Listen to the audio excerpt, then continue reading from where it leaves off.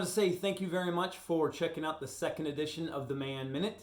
And just want to say thanks for your feedback. We're getting great responses and we hope we're adding value to you. What I'd like to talk about today is the ABCs. So we all know the ABCs in selling is always be closing, right? The Glengarry Glen Ross movie made that famous. But for recruiting, it's a little bit different. It's always be consistent.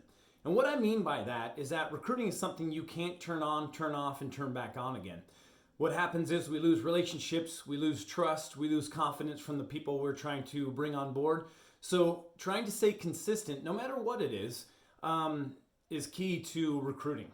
So what I suggest is always try to book time. Look at your week. Book time that you're going to spend doing recruiting activities. And what I mean by recruiting activities is either you're making phone calls, you're having face-to-face calls, you're sending text messages, emails, you're doing research on the targets that you might want to go after. Or maybe you're talking to some of your realtors or title agents and say, hey, who are you working with that we might need on our team? So recruiting activities is more than just making phone calls or doing interviews.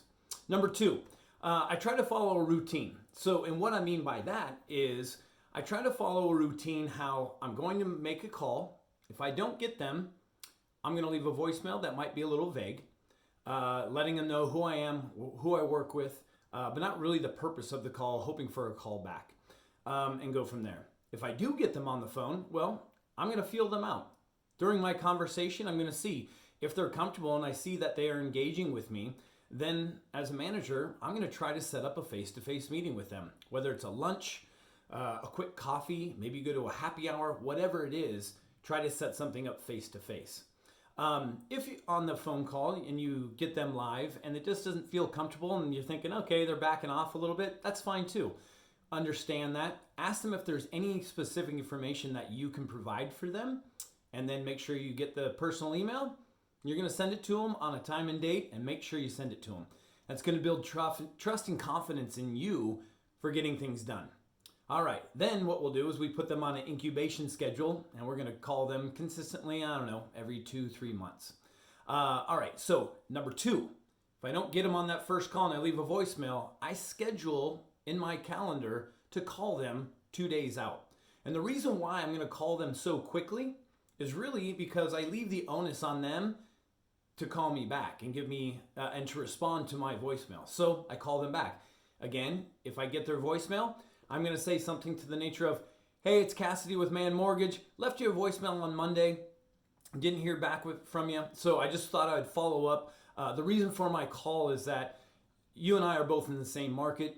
I do business here. You do business here. What I do is I try to make it a habit to learn and get to know all the other mortgage professionals in the market. Would you be interested in grabbing a quick coffee, maybe just a phone call at first, to get to know each other a little bit?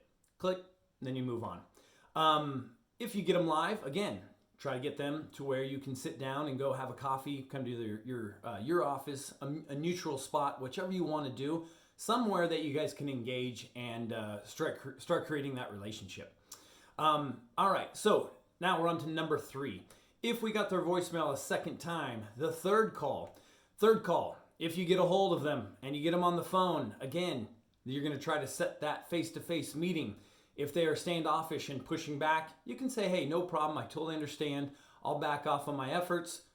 There is a good time, would love to get together with you in the future. Is there anything that I could provide you with a little bit more information about Man that you might be interested in? Make sure you get their personal email and you send that off. If you get voicemail, my suggestion is that leaving a very brief voicemail, something to the nature of, hey, it's Cassie with Man Mortgage, called you a few times, didn't hear back with you. I'm just going to send you a quick text message with some information about MAD. It's going to have my contact information. Feel free to reach out when you can. Otherwise, I hope you have a great week and we'll be in touch soon. Then follow up directly right after with a text message with some information about Man. Maybe it's the link to our website. We're providing and creating more information, more collateral for you to send out that we'll be able to send out very soon. But in the interim, we can definitely send them to our website. So that's really kind of the ABCs of recruiting, is always be consistent.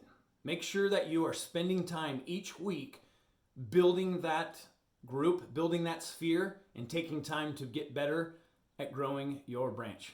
Thanks again for checking out the Man Minute, and look forward to talking to you soon. Have a great day.